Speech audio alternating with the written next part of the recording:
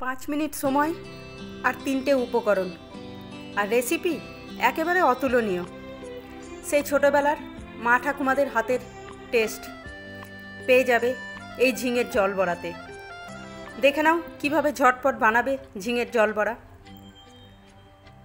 রেসিপিতে যাওয়ার আগে তোমাদের সকলকে স্বাগত জানাই আমার এই ছোট্ট চ্যানেল দ্য কুকিং উইন্ডোতে। ঝিঙের জল বড়া বানানোর জন্য দেখো আমি 1 কেজি ঝিঙে নিয়ে নিয়েছি, আর এতে 3-4 ঘন্টা আগে অল্প একটু মসুরির ডাল ভিজিয়ে রেখেছিলাম। ডালটা পুরো ভিজে গেছে। আর দেখো এখানে একটা পেঁয়াজ কেটে রেখেছি, বেশ মোটা মোটা ডুমো ডুমো করে কেটেছি পেঁয়াজগুলো।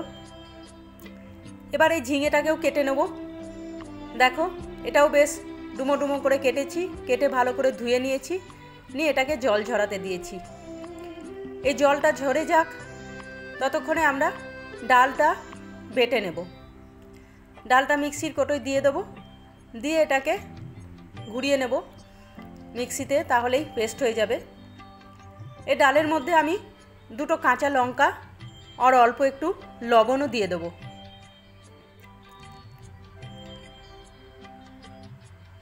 দেখো লঙ্কা আর লবণ দিয়ে দিয়েছি।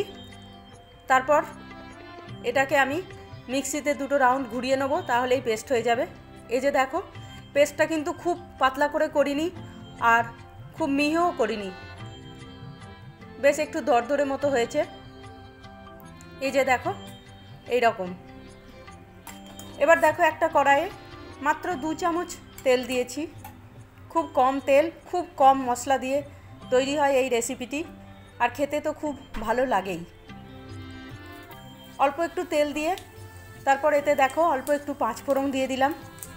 তারপর 5 ফোড়নটা যখন ভাজা হয়ে যাবে, তখন যে পেঁয়াজটা আমি কেটে রেখেছিলাম সেই পেঁয়াজটাও দিয়ে দেবো।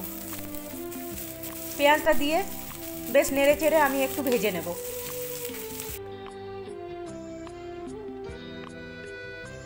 পেঁয়াজটা কিন্তু খুব লাল লাল করে ভাজবো না, জাস্ট অল্প একটু যখন এর রঙটা বদলে যাবে তখনই এটা ভাজা হয়ে যাবে। এই যে দেখো খুব লাল করে ভাজিনি। এবার এর মধ্যে আমি ওই ডুমো ডুমো করে কেটে রাখা ঝিঙেটা দিয়ে দেবো, দিয়ে পেঁয়াজের সঙ্গে ভালো করে মিক্স করে নেব। বেশ একটু নেড়ে চেড়ে মাখিয়ে নেব।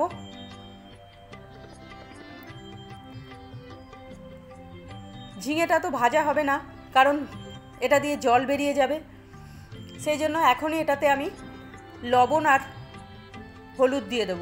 পরিমাণ মতো লবণ দেব, আর অল্প একটু হলুদ, একটু লঙ্কা গুঁড়ো দেব, আর 1/2 চামচ জিরে গুঁড়ো আর 1/2 চামচ ধনে গুঁড়ো। ব্যাস এইটুকুই মশলা।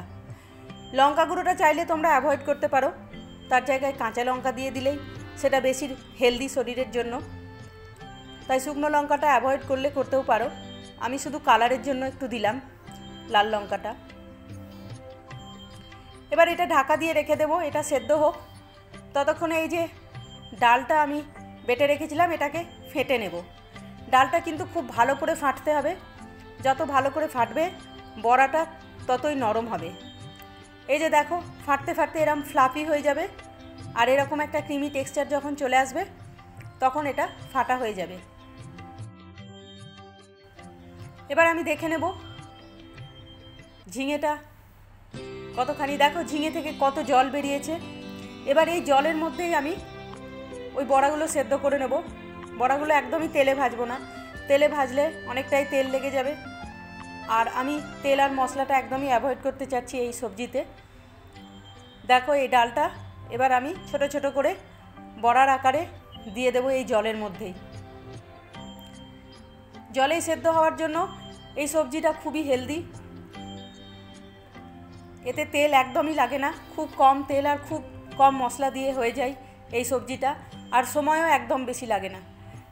5 থেকে 7 মিনিটের মধ্যেই রেডি হয়ে যাবে এই সবজি। বন্ধুরা, তোমরা কে কোথা থেকে আমার এই রেসিপিটা দেখছো কমেন্টে অবশ্যই জানাবে, আর তোমাদের বাড়িতে ঝিঙের জল বড়া কীভাবে বানানো হয় সেটাও কিন্তু আমার সঙ্গে শেয়ার করো, আমার খুব ভালো লাগবে। দেখো বড়াগুলো দিয়ে দিলাম, তারপর একটা থালা ঢাকা দিয়ে দিলাম ঢাকা দিয়ে এটা বেশ 2-4 মিনিট ফুটে গেল। তারপর আমি একবার চেক করে দেখব বড়াগুলো সেদ্ধ হয়েছে কিনা। বড়াগুলো এখনও মনে হচ্ছে অল্প যেন কাঁচা আছে, এগুলো বেশ নরম লাগছে, এখনও মনে হচ্ছে একটু কাঁচা আছে। অল্প একটু এইগুলোকে উল্টে পাল্টে দেব, দিয়ে আমি আবার ঢাকা দিয়ে রেখে দেব আরও একটু সেদ্ধ করার জন্য। তোমরা যারা এই পর্যন্ত আমার এই রেসিপিটা দেখছো তারা একটা লাইক দিয়ে কন্টিনিউ করো, আর যারা এখনও সাবস্ক্রাইব করোনি তারা সাবস্ক্রাইব করে পাশের বেল আইকনটা প্রেস করে দিও, তাহলে যখনই আমি নতুন কোনো রেসিপি আপলোড করব তোমাদের কাছে নোটিফিকেশান চলে যাবে। আর আমার এই সুন্দর সুন্দর রেসিপিগুলো তোমরা কখনোই মিস করবে না।